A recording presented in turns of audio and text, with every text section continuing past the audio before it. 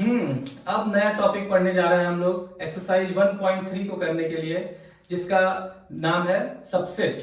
क्या पढ़ेंगे हम लोग? सबसेट। सबसेट देखो क्या होता है बच्चों।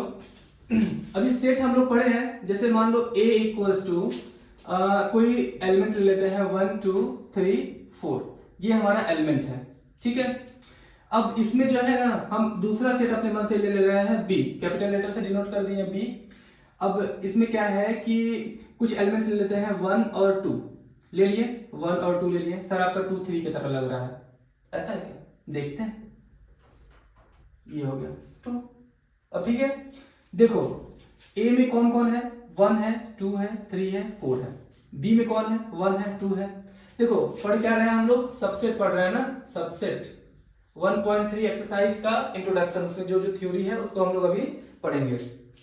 तो 1 और 2 है यहाँ पे। अब ध्यान समझना, क्या आपको कुछ दिख रहा है? कुछ आप ऑब्जर्व कर पा रहे हो क्या कि ये जो 1 है इसमें लाई कर रहा है, ये जो 2 है इसमें लाई कर रहा है, मतलब b के सारे एलिमेंट्स a में प्रेजेंट है, मतलब all the elements of b present in the a। हम ये बोल सकते हैं कि 1 जो है बिलोंग्स टू समझते हो ना, एप्सिलॉन से रिप्रेजेंट करते हैं। इसका मतलब है कि 1 जो है b सेट में लाई कर रहा है। 1 एक एलिमेंट है जो कि b सेट में लाई कर रहा है। क्या ये एलिमेंट a में लाई कर रहा है कि नहीं? बिल्कुल कर रहा है, देख लो a में भी लाई कर रहा है, 1 प्रेजेंट है। तो हम बोलेंगे क्या कि b is subset of a। क्या समझे इसका मतलब हम? कि जो सबसेट होगा उसमें जो भी एलिमेंट प्रेजेंट होगा वो सब पहले से बड़े वाले सेट में प्रेजेंट होगा। मतलब अगर हम बोल रहे हैं कि b is subset of a, इसको बार बार इतना बड़ा नहीं लिखेंगे, इसके लिए सिंबल बनाया गया है। क्या बनाया गया है? b is subset of a। ये c नहीं है, इस सबसेट का सिंबल है। क्या है ये?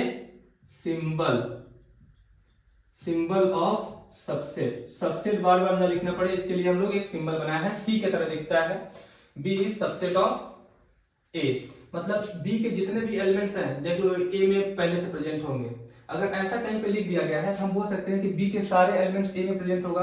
मतलब अगर कोई एलिमेंट, मान लो कोई एलिमेंट, इमेजिन कर लेते हैं कि कोई एलिमेंट है x, जो कहाँ प्रेजेंट है? b में। x बिलोंग्स टू b है और b उसका सबसेट है ना। इसका मतलब हम ये बोल सकते हैं, इसका मतलब इंप्लाइज दैट अगर b में प्रेजेंट है तो b के तो सारे एलिमेंट्स a में ही हैं, तो अगर b में है तो a में तो पक्का ही होगा, तो x will be in a also. ये इंपॉर्टेंट रिजल्ट है, ध्यान रखना कि अगर कोई एलिमेंट है जो कि b में प्रेजेंट है और b क्या है? a का सबसेट है, तो फिर वो a में भी प्रेजेंट होगा। क्या हुआ? पूरा ऊपर से शूं चला गया, ऊपर से एकदम। दोबारा बताता हूं, ध्यान से सुनना है, ठीक है। देखो जिसको समझ में आ गया है थोड़ा देर स्किप कर ले, और नहीं जिसको समझ में आया उसको दोबारा बता रहा हूं। देखो हमको ये बताना है कि b is subset of a, ऐसा लाइन लिखा हुआ है कहीं पे, इसका क्या मतलब हुआ? मतलब ये ऐसे भी लिख सकता है mathematically, b subset of a। पूरा ये सब लिखने की जरूरत नहीं है, ये सिंबल हो गया सबसेट का। तो इसका हम क्या मतलब समझे? हम इसका ये मतलब समझेंगे कि b में जितने एलिमेंट्स होंगे, जो एलिमेंट्स है, कौन है b में? पहले देखो, थोड़ा ऑब्जर्व करो, 1 है और 2 है। जितने एलिमेंट्स b में होंगे वो सारे जो है a में प्रेजेंट होंगे ऑलरेडी। देखो 1 और 2 क्या a में प्रेजेंट है? हाँ बिल्कुल है। एक्स्ट्रा a में 3 4 और भी एक्स्ट्रा है। ये तो बड़ा सेट है ना भाई। इसका ये छोटू है, इसका ये क्या है? छोटू है, छोटा भाई है। इसका ये छोटा भाई है। मतलब इसमें जो है क्वालिटीज, जो इसमें प्रेजेंट है वो पहले से उसमें प्रेजेंट है, उसमें और एक्स्ट्रा भी हो सकता है। तो समझ में आ गया? b सबसेट ऑफ a का मतलब कि b के सारे एलिमेंट्स कहाँ होंगे? a में होंगे। अब कोई बोलेगा कि नहीं सर हम ये लिखना चाहते हैं a is subset of b, तो मतलब a के सारे एलिमेंट्स b में होने चाहिए। a के सारे एलिमेंट्स देखो इसमें है क्या? 1 है, 2 है, 3 है क्या? इसमें नहीं है, तो ये लाइन गलत है, नॉट सबसेट। तो इसको हम लोग रिप्रेजेंट कैसे करेंगे? a is not subset of b, not subset ऐसे रिप्रेजेंट करता है, किया जाता है। ठीक है, बात ये समझ में आ गया। एक और चीज आपको पता ही होगा कि अगर मान लो हमको लिखना है 2 बिलोंग्स टू a, तो कैसे लिखे? तो बोलेंगे सर ऐसे लिखिए 2 बिलोंग्स टू a। अरे नहीं, ऐसा कितना लिखोगे? इसको लिखो 2 बिलोंग्स टू ए, ऐसे लिखा जाता है। पहले एक्सरसाइज में ही आप लोग इस देखे होंगे ऐसे क्वेश्चंस, ठीक है। सबसेट समझ में आ गया। सबसेट क्या होता है कि उसके सारे एलिमेंट्स मेन वाले सेट में प्रेजेंट होंगे। क्लियर है ये बात। अब उसके बाद आगे बढ़ते हैं। दूसरा टॉपिक है हमारा, जैसे एग्जांपल एक और समझ लो पहले। जैसे मान लो एनसीईआरटी में दिया हुआ है कि अगर एक सेट है ए जिसमें स्टूडेंट्स ऑफ स्कूल हो गया, स्टूडेंट्स ऑफ योर स्कूल, आपके स्कूल के सारे बच्चे इसमें हैं। एक ये सेट है, इसको एक हॉल समझ लो, हॉल या ग्राउंड समझ लो, डीएवी ग्राउंड या फिर कोई भी ग्राउंड समझ लो आप। इसमें जो है सारे बच्चे प्रेजेंट है, स्कूल के सारे बच्चे खड़े हैं वहीं पे। अब दूसरा सेट है हमारे पास बी, जिसमें आपकी क्लास के 11th के बच्चे बस प्रेजेंट हैं। तो स्टूडेंट्स ऑफ 11th कॉमर्स वालों को नहीं लेना है, मतलब भाई बस मैथ्स वालों को लो। तो स्टूडेंट्स ऑफ 11th है। तो क्या आप ये खुद सोचो कि ये जो अगर हम बोल दिए कि स्कूल के सारे बच्चे यहाँ पे प्रेजेंट हैं, तो ये बी वाले यहाँ पे नहीं प्रेजेंट होंगे। सोचो पूरे स्कूल के बच्चे हॉल में खड़े, मतलब वहां ग्राउंड में खड़े हैं, तो क्या 11th के भी बच्चे होंगे ना वहीं पे? नहीं सर, 11th के बच्चे मैथ्स वाले तो पढ़ाई कर रहे थे। अरे नहीं, सबको बुलाया गया है वहां पे, सब लोग खड़े हैं वहां पे। हाँ, लड्डू बटेगा इंडिपेंडेंस डे तक।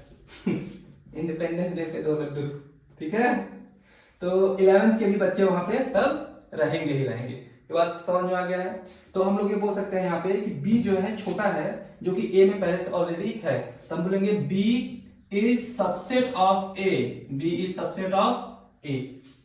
तो सबसेट्स आ गया समझ में आपको। अब इसके बारे में थोड़ा इसको एक एग्जांपल के साथ अच्छे से समझते हैं कि सबसेट्स को हम लोग कैसे लिखेंगे, किसी भी सेट के सबसेट को।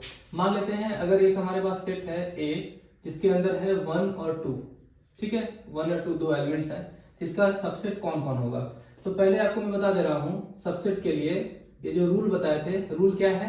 रूल होता है, सबसे फर्स्ट रूल क्या है, रूल नंबर 1 कि कोई भी सेट हो उसका सबसे पहला सबसेट एम्प्टी होगा। मतलब एम्प्टी हर सेट का सबसेट होता है, एम्प्टी सेट। फाई मतलब क्या है, empty set. Empty set is subset of all set, या फिर एवरी सेट लिख लेते हैं। हर सेट का जो है ये सबसेट है। तो मतलब फाई इसका भी सबसेट होगा, तो लिख लेते हैं फाई सबसेट का सिंबल सबसेट ऑफ ए। ये सबसेट का सिंबल है, आपको पता है, सबसेट ऑफ ए। थोड़ा मार्कर ढंग से नहीं चल रहा है, दूसरा मार्कर ले लेते हैं। उसके बाद फिर जो ये खुद है, अपना खुद का ये सबसेट होता है। रूल नंबर 2 क्या है, रूल नंबर 2 कि every set is subset of itself. Subset of itself, अपना खुद का वो सबसेट होगा। मतलब ये जो 1 आया है और 2 आया है, ये दोनों जो सेट है, मतलब मेन सेट है, ये खुद का सबसेट होगा ही होगा। दो बात समझ में आ गया, ये हर सेट के लिए होगा। मतलब फाई जो है सबसेट होगा उस सेट का, और जो सेट लिखा हुआ है अपना खुद का तो सबसेट होगा ही होगा। दो चीज जो रूल था। अब उसके बाद अब देख के लिखेंगे, यहाँ पे एलिमेंट कौन है, 1 है, तो 1 को लिखेंगे 1 इज सबसेट ऑफ ए। तो सबसेट बनाने के लिए इसको अकेले 1 नहीं लिखेंगे, एक एक ब्रैकेट है, मतलब इस सेट की तरह रिप्रेजेंट होगा। 1 इज सबसेट ऑफ ए। अगर मान लो ब्रैकेट नहीं लिखते हैं, ये चीज कर्ली ब्रैकेट नहीं लिखते हैं, तो फिर क्या क्या हो जाएगा, तो फिर 1 बस एलिमेंट की तरह काउंट होगा। तो फिर हमको वहां पे सबसेट का साइन में लगा के बिलोंग्स टू लिखना पड़ेगा। 1 बिलोंग्स टू ए। दोनों में डिफरेंस आपको समझ में आ गया। ये है 1 बिलोंग्स टू ए, जब इसमें ब्रैकेट लग गया तो ये खुद एक सेट बन गया है।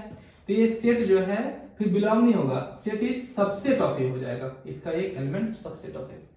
ठीक है ना। हाँ, जैसे 2 को लिखना है, 2 बस लिखेंगे ए के साथ, तो क्या लिखेंगे, जब तक ब्रैकेट नहीं लगा है क्या लिखेंगे, बिलोंग्स टू। 5 बस ऐसा है जिसमें ब्रैकेट लगाने की जरूरत नहीं है, वो बस डायरेक्ट सबसेट होता है, ये बिलोंग्स टू है। अगर इसी को हम ब्रैकेट के साथ लिख देंगे, लो ब्रैकेट के साथ लिख दिए, अब ये सबसेट ऑफ ए हो गया। देखो सारे एलिमेंट्स को एक एक करके लिखना है, 2 एलिमेंट्स हो गए, और जो खुद का सेट था वो अपना खुद का सबसेट होता ही है, और एक 5 है, ये सब सबसेट्स हैं ए के। तो कितने नंबर ऑफ सबसेट्स होंगे, नंबर ऑफ सबसेट्स बहुत सारे हो सकते हैं। नंबर ऑफ सबसेट्स कितने होंगे, होंगे 2 का power number of elements in that set.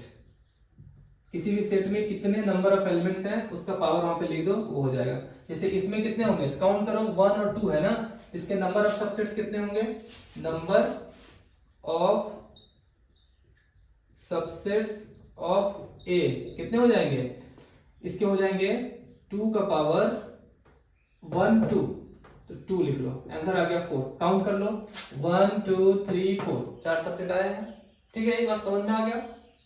हाँ, अब बढ़ते हैं आगे। सबसेट के बाद आते हैं पावर सेट में। क्या है, पावर सेट। इस रूल को मिटा दे रहा हूं मैं, पावर सेट यहीं पे एक्सटेंड कर देता हूं। ठीक है, पावर सेट क्या होता है, हाँ पावर देने वाला है ये आपको, पवन सिंह का तो नहीं याद आ रहा है पावर सेट का नाम, क्योंकि थोड़ा सा मार्कर जो है ना बहुत स्लो चल रहे हैं, लोग मतलब उतना लाइट डार्क होना चाहिए लेकिन लाइट चल रहा है, कोई बात नहीं, ये ठीक है। पावर सेट, पावर सेट क्या होता है, ये किसी सेट का मतलब पावर सेट अगर हमको लिखना है, जैसे मान लो इसका पावर सेट लिखना है तो हम लोग इसको ऐसे लिख देंगे, पावर सेट ऑफ ए।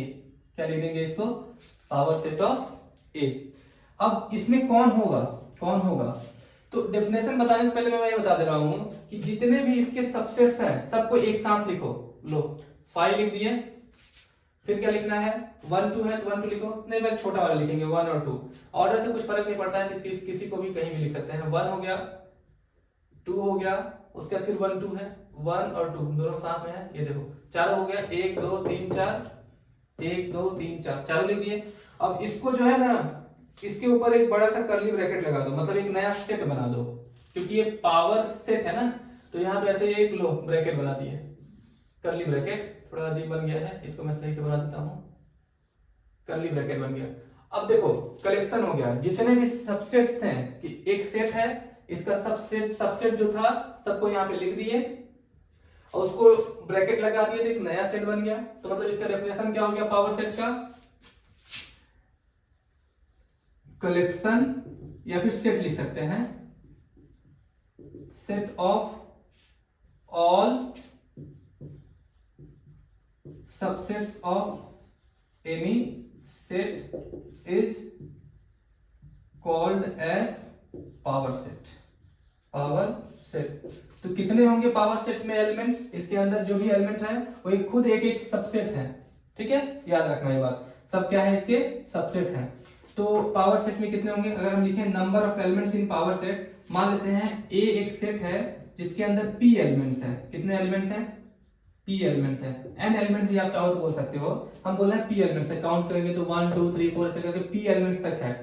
तो इसमें जो है number of elements in power set of A कितना होगा, मतलब इसके अंदर कितने होंगे काउंट करने पर, तो वही जितने सबसेट हैं 2 का पावर एन होता था ना फॉर्मूला, तो 2 का पावर यहाँ पे पी लिख लो, ये मेन फॉर्मूला है, इसको याद रखना, ऑब्जेक्टिव पूछा जाता है। ठीक है, जैसे अब इसमें पूछा जा रहा है कि बताओ number of elements in power set of A कितना होगा, तो इसको तो हम लोग निकाल चुके हैं, काउंट कर लो 1 2 3 4 होगा, 4 एलिमेंट्स हैं पावर सेट में। अब फॉर्मूला के हिसाब से अगर हम लोग देखें तो बोला है कि 2 का पावर p लिखो, तो ठीक है 2 का पावर यहाँ पे p मतलब कितने एलिमेंट्स हैं, 1 है 2 है, दो ही एलिमेंट्स हैं, तो यहाँ पे 2 लिखो, 2 का पावर 2 4, देखो सेम आया ना, 4 एलिमेंट्स हैं 1 2 3 4। इस तरीके से हम लोग पावर सेट को समझ सकते हैं, मतलब पावर सेट के अंदर जो एलिमेंट्स प्रेजेंट हैं वो खुद भी एक एक सेट है, सब उसके सबसेट्स हैं। समझ में आ गया बात। अब देखो इसके बाद जो है हम लोग देखते हैं इंटरवल्स ऑफ रियल नंबर, मतलब रियल नंबर के बारे में देखते हैं, और फिर यूनिवर्सल सेट करेंगे। दो टॉपिक जैसे ही कंप्लीट करेंगे 1.3 एक्सरसाइज आपका बनने लगेगा, 1.3 मतलब बनाने के लायक आप लोग हो जाएंगे, तो उसको देख लेते हैं। ठीक है, इसको मैं रफ कर दे रहा हूं, है ना। देखो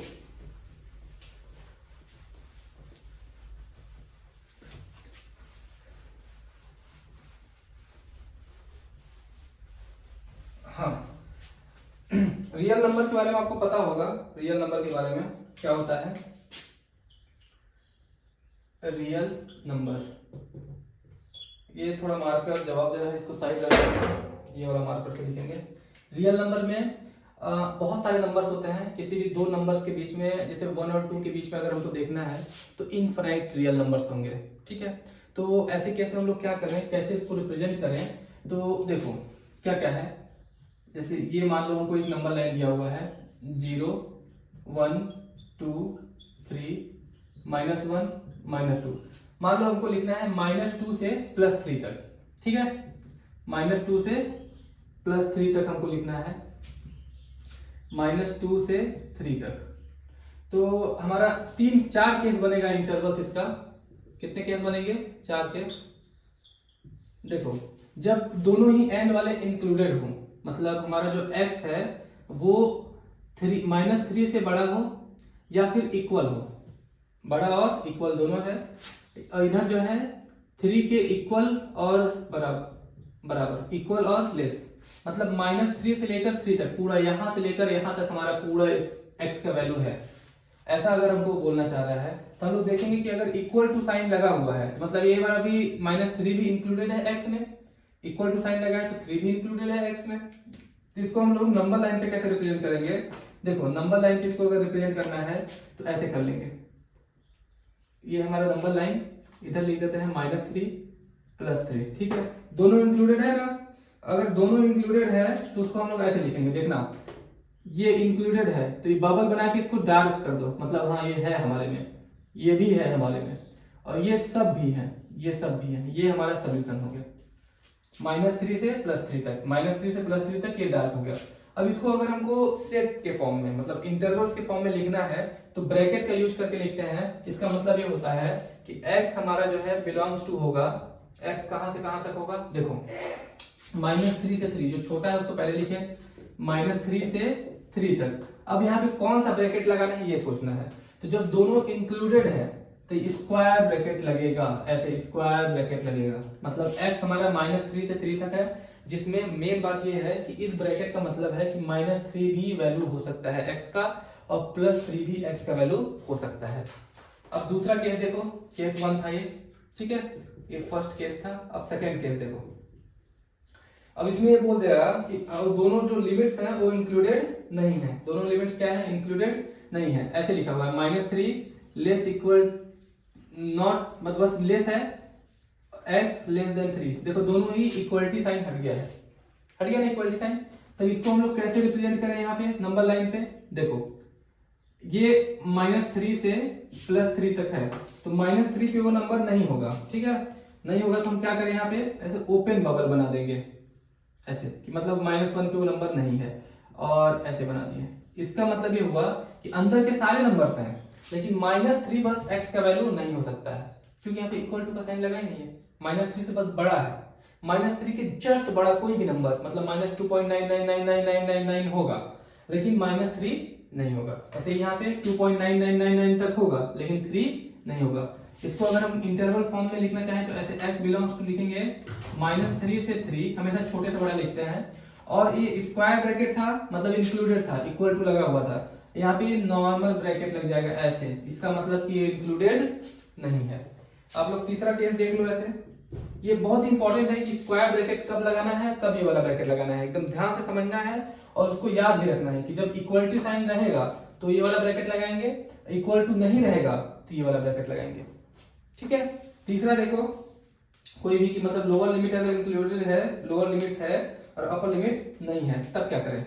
जैसे यहाँ पे लिखा हुआ है -3 less equal to x less than 3, इसमें देखो एक केस है सेमी इंटरवल, -3 x का वैल्यू हो सकता है, क्यों? क्योंकि यहाँ पे इक्वल टू लग गया है, लेकिन ये +3 नहीं हो सकता है, नहीं हो सकता है ना, बहुत जुल्म हो रहा है इसके साथ बेचारे के साथ। तो इसको हम लोग नंबर लाइन पे कैसे रिप्रेजेंट करेंगे? देखो, -3 यहाँ पे +3, -3 हो सकता है तो हो सकता है तो ठीक है भाई, हो सकता है तो इसको इस हिसाब से लिखो। लो, ये डार्क हो गया क्योंकि हो सकता है, लेकिन ये नहीं हो सकता है +3, तो यहाँ पे ओपन ऐसे कर दो, ओपन बबल, और इसको ये सब नंबर्स हो सकते हैं, ये सब नंबर्स हो सकते हैं। x क्या होगा यहाँ पे देखो, x बिलोंग्स टू -3 से 3, थोड़ा गेस करो आप लोग, मन में गेस करो कहां पे कौन सा ब्रैकेट लगेगा। देखो -3 इंक्लूडेड है, इक्वल टू साइन लगा हुआ है, और इक्वल टू के लिए ये वाला ब्रैकेट होता है स्क्वायर ब्रैकेट, तो -3 है ना इंक्लूड, तो -3 के साथ हो जाएगा ये वाला ब्रैकेट, ठीक है। अब +3 के साथ कौन सा ब्रैकेट होगा सोचो आप लोग, +3 के साथ, +3 जो है इंक्लूड नहीं है, नहीं होने वाला मतलब ओपन वाला है, ये वाला, ये ऐसा होगा, आपको समझ में आ गया होगा, है ना। अब देखो लास्ट केस, फोर्थ वाला केस क्या है? फोर्थ वाला केस बोल रहा है थर्ड के बाद फोर्थ वाला केस बोल रहा है कि -3 less than x less equal to 3। मतलब अब अपर लिमिट ये 3 वाला बदला लेगा ना, यहाँ पे बेचारा नहीं था, बस ये था, यहाँ पे अब ये है और ये वाला नहीं है। देखो इक्वल टू साइन उसके साथ लग गया, तो इसको हम लोग कैसे नंबर लाइन पे लिखेंगे? देखो नंबर लाइन पे ये हो गया, ये हो गया, -3 से +3 तक। ठीक है, अब देखना है हमको कि कौन इंक्लूडेड है। तो आपको पता है कि 3 वाला इंक्लूडेड है, तो यहाँ पे ऐसे बबल बना के इसको क्लोज कर दो कि हाँ इंक्लूडेड है, लेकिन यहाँ पे बबल बन के खुला रहेगा, ये इंक्लूडेड नहीं है, नहीं है ना। अब बीच के सारे नंबर्स इंक्लूडेड है, तो क्या लिखें? x बिलोंग्स टू, ये अपने रफ में आप लिख के एक बार गेस करो, पहले गेस करो, पहले लोअर से अपर -3 से 3 लिखेंगे, -3 से 3 लिखेंगे। उसके बाद समझना यहाँ पे इक्वल टू लगा हुआ है और यहाँ पे नहीं लगा है, नहीं लगा है तो ये वाला ब्रैकेट नॉर्मल वाला, और अगर लगा है तो स्क्वायर ब्रैकेट, ऐसे स्क्वायर ब्रैकेट लगे। समझ में आ गया ये इंटरवल्स, रियल नंबर के इंटरवल्स के बारे में। अब अपना लास्ट टॉपिक है एक्सरसाइज 1.3 को करने से पहले का लास्ट टॉपिक यूनिवर्सल सेट। देखो यूनिवर्सल सेट में बहुत कंफ्यूजन होने की जरूरत नहीं है, इसको मैं रब कर दे रहा हूँ। यूनिवर्सल सेट क्या होता है उससे पहले बताने से आपको मैं जो है ना ये बता देता हूँ कि कौन किसका सबसेट होता है। देखो थोड़ा आप समझना ध्यान से, ठीक है, ध्यान समझना। अगर हम n लिखें, n तो नेचुरल नंबर है, w लिखें तो क्या है? होल नंबर है, फिर z लिखें तो इंटीजर है, फिर q लिखें तो रैशनल नंबर है, फिर r लिखें तो रियल नंबर है। ठीक है, रियल नंबर है ना। तो ये जो है अब देखोगे कि जितने भी नेचुरल नंबर हैं सब होल नंबर में लाई करते हैं। क्यों? क्योंकि नेचुरल नंबर 1 2 3 4 होता है और होल नंबर क्या होता है? 0 1 2 3 4। मतलब नेचुरल नंबर सारे जो है होल नंबर में होते हैं। तो हम लिख सकते हैं नेचुरल नंबर जो है सबसेट है। क्या है? Subset, subset of whole number. तो इसको सबसेट के लिए हम थोड़ा ये mark, subset of whole number. ये जो होल नंबर है इंटीजर है, होल नंबर होता है 0 1 2 3 4 और इंटीजर क्या होता है? 0 1 2 3 4 तो होता ही है, साथ में नेगेटिव नंबर भी होते हैं। ये इसका सबसेट हो गया। और ये जेड और क्यू देखो, इंटीजर जितने भी हैं, इंटीजर जितने भी हैं वो देखो, रैशनल नंबर को भी छोड़ते हैं क्योंकि नेगेटिव का थोड़ा लफड़ा आ जाएगा। इंटीजर सब जो है रियल नंबर के जो है होते हैं सबसेट। और भी इसको अलग तरीके से भी इसको हम समझ सकते हैं, लेकिन अभी बेसिक इतना आप समझ लो, इतना आपके काम का है। और बाकी अब चलते हैं यूनिवर्सल सेट में। ठीक है, तो यूनिवर्सल सेट क्या होता है? यूनिवर्सल सेट जो है बहुत ही मतलब अलग अलग सिचुएशन में यूनिवर्सल सेट अपना वो डेफिनेशन बदलते रहता है। हम उसको कैसे समझ सकते हैं? देखो यूनिवर्सल सेट, पहली बात इसको कैपिटल यू से डिनोट करते हैं यूनिवर्सल सेट को। ये ना बदलते रहता है। जैसे मान लो हमारे पास एक सेट है A जिसका वैल्यू है 1 और 2, ठीक है। एक सेट B है जिसका वैल्यू है A और B। एक सेट C है जिसका वैल्यू है 3 5। तो इन तीनों के लिए यूनिवर्सल सेट क्या होगा? तो इन तीनों के लिए वो यूनिवर्सल सेट होगा जो इन तीनों के सारे एलिमेंट्स को अपने अंदर रखा हो। इन तीनों के सारे एलिमेंट्स को अपने अंदर रखा हो। एक्स्ट्रा और कुछ है उससे लेना देना हमको नहीं है, लेकिन हाँ मिनिमम ये सब होने चाहिए। तो A B C तीनों के लिए यूनिवर्सल सेट क्या होगा? तो इन सब के लिए यूनिवर्सल सेट हमारा होगा U इक्वल टू, सब एलिमेंट्स को एक साथ लिख दो, 1 2 A B और 3 और 5। ये हमारा यूनिवर्सल सेट है। A B C के अकॉर्डिंग यूनिवर्सल सेट U है। आया बात समझ में? आ गया ना? अगर मान लो कोई बोल रहा है कि हमारे पास एक सेट है P है, हमारे पास एक सेट P जो कि नेचुरल नंबर है, 1 2 3 ऐसे चलते हैं नेचुरल नंबर पूरा। तो फिर इसके लिए यूनिवर्सल सेट क्या होगा? तो ऐसा सेट जो नेचुरल नंबर सबको अपने पास रखा हो, लेकिन उससे ज्यादा हो तो चलेगा, लेकिन उतना मिनिमम रखा हो। तो नेचुरल नंबर से बड़ा कौन होता है? होल नंबर होता है ना। तो होल नंबर इसके लिए क्या हो गया? होल नंबर का जो सेट है, मतलब 0 1 2 ऐसे चलते इनफिनाइट तक, ये जो है इसके लिए यूनिवर्सल सेट हो गया। मतलब नेचुरल नंबर के लिए होल नंबर क्या हो गया? Universal set. समझ में आ गया ये बात? तो कोई पूछेगा सर रियल नंबर हो सकता है कि नहीं नेचुरल नंबर के लिए यूनिवर्सल सेट? बिल्कुल हो सकता है, बस उस सारे एलिमेंट्स को अपने अंदर रखे और उससे ज्यादा हो तो और अच्छी बात है, और नहीं है तो हो गया तब भी चलेगा। इस तरीके से ये यूनिवर्सल सेट होता है। अब जो है आप चाहो तो एक्सरसाइज 1.3 बना सकते हो, और आपको अगर किसी भी तरह का कोई डाउट होता है तो कमेंट सेक्शन में आप जो है क्वेश्चन नंबर बस लिख देना, मैं वो सब डाउट आपका क्लियर कर दूंगा। Thank you.